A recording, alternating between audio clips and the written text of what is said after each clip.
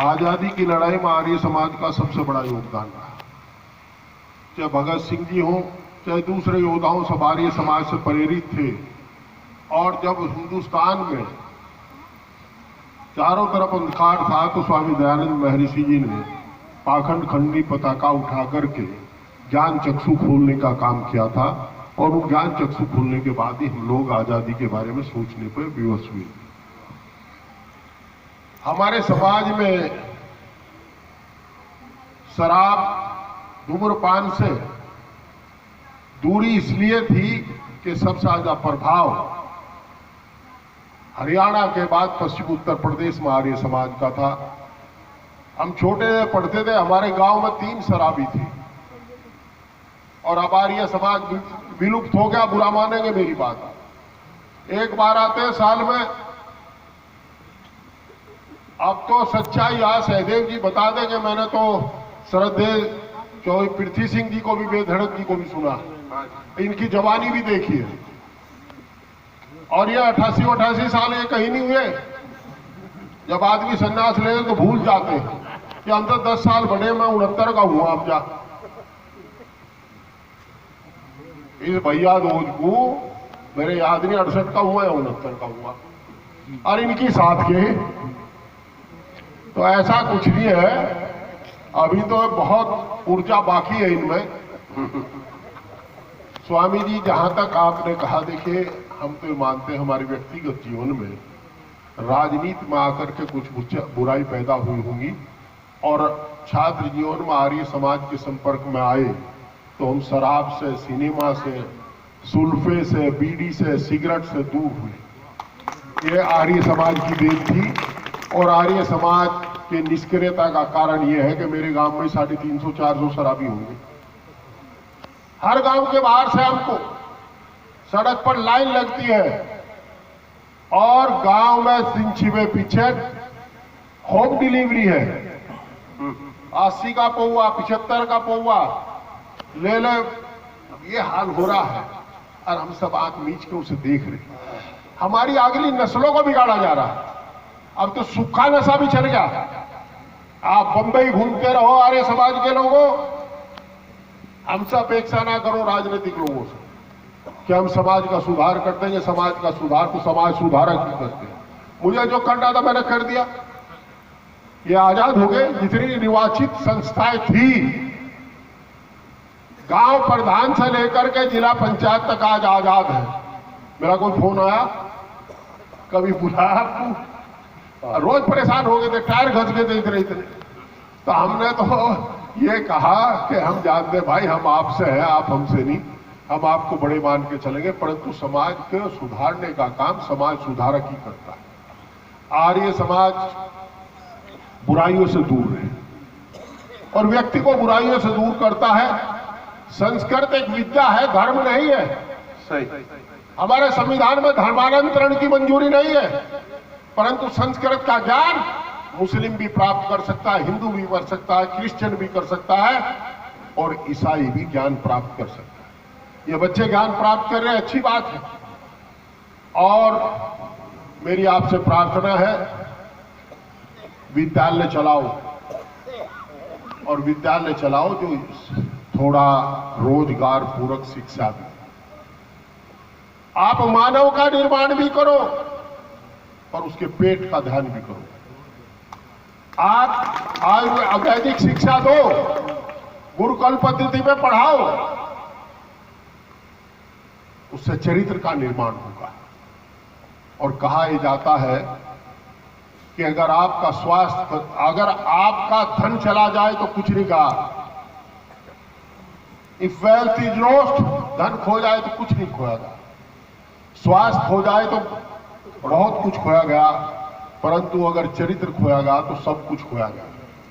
ऐसी स्थिति में आपसे मेरी प्रार्थना है, पर इसके साथ साथ इन्हें ऐसी जो दुनियावी शिक्षा है उसकी तरफ भी इनका करना पड़ेगा, क्योंकि पढ़ लिख करके रोजगार कहां से आएगा। रोजगार देने का काम करना पड़ेगा। आपके सामने चुनौती बहुत है। अब आज मेरे हर गांव के मंदिर में बनारस का एक बड़ा पंडित बैठ चुका है और वो ऐसे बात बताता है तेरामी में कभी ओम जय जगदीश हरे सुना था?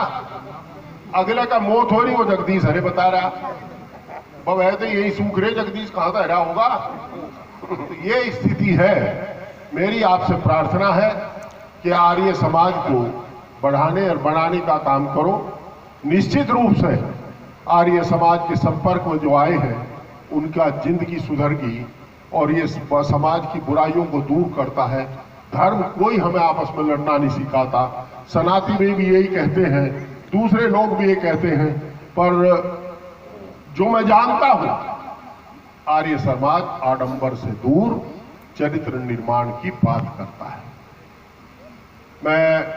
आपने मुझे सांसद निधि से यहां खर्च करने को कहा।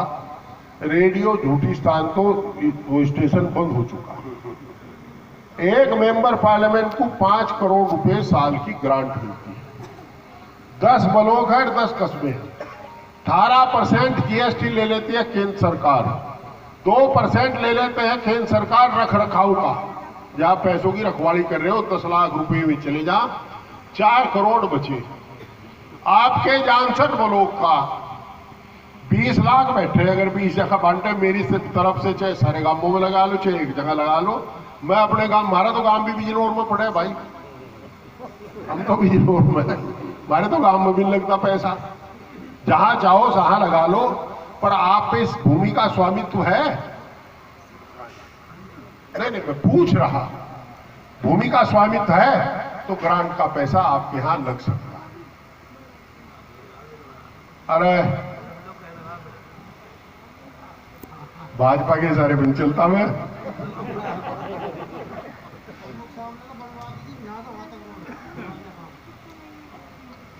प्रमुख साहब जो है इस जान से इलाका ज्यादा पढ़ा लिखा, हमारे वाले तो सूते लोग हैं। खैर, जो पूज्य यजमुनि जी का आदेश होगा उसका पालन करेंगे। मैं ये तो नहीं कहता आज मैं किसी स्थिति में हूं, देख करके कहीं मैंने वादा तो नहीं किया, क्योंकि मैं कभी फॉल्स कमिटमेंट करता नहीं, झूठ नहीं बोलता, बचता हूं जितना बचा जाए। मैं देख लूंगा जो भी होगा, आप कुछ ना कुछ यहां करवाऊंगा। थोड़ा बड़ा होने बड़ा, कमरा छोटा बनेगा, कुछ ना कुछ बनेगा, आपका बनवा दूंगा।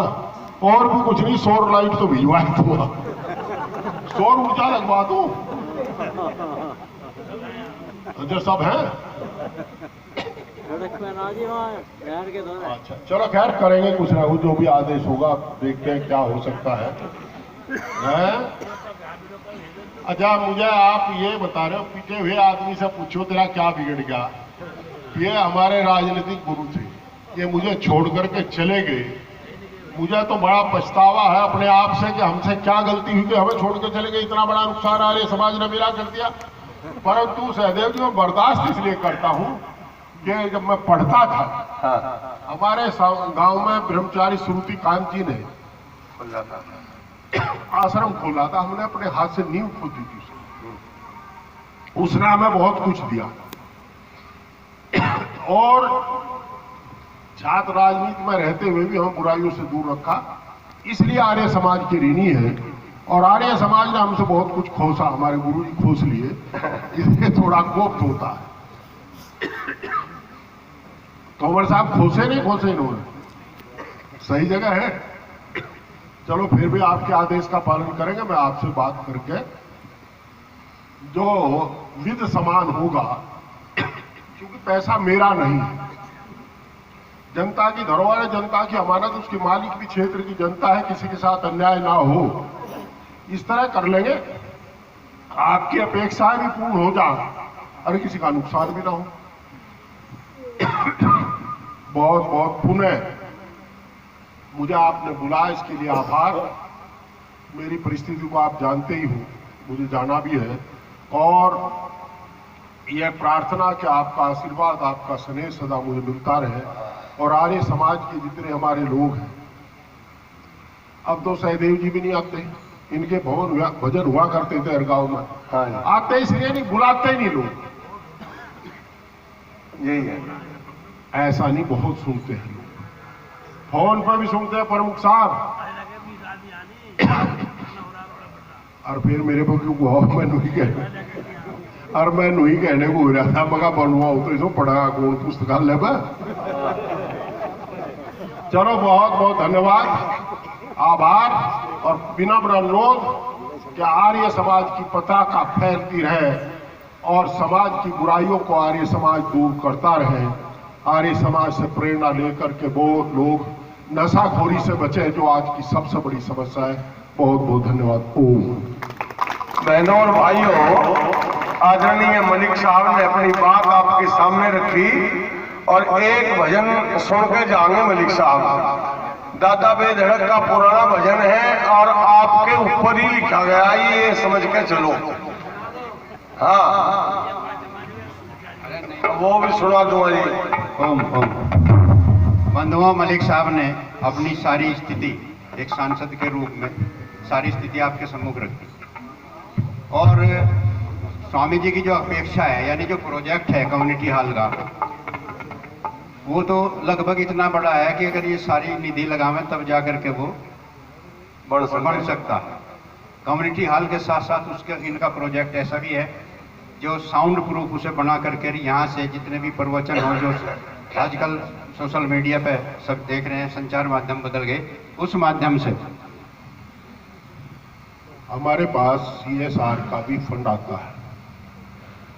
जो कारपोरेट घराने हैं उनकी social responsibility, corporate social responsibility, उद्योगपतियों की सामाजिक जिम्मेदारी, वो मैं कोशिश करूंगा, आप मुझे अपना बना करके दे दो, किसी मंत्री से रिक्वेस्ट करूंगा, वो किसी उद्योगपति को कहेगा तो CSR के फंड से ये संभव हो पाएगा। बहुत अच्छा।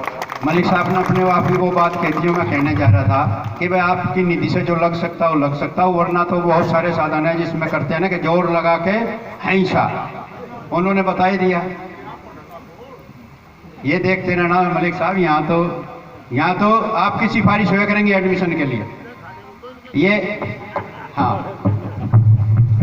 ये सब कुछ होगा। यही चाहते हैं मलिक साहब, यही चाहते हैं कि ये चले। यही तो कह रहे हैं कि चलाओ, उसे बढ़िया चलाओ। यहाँ लोग सिफारिश लेकर आए।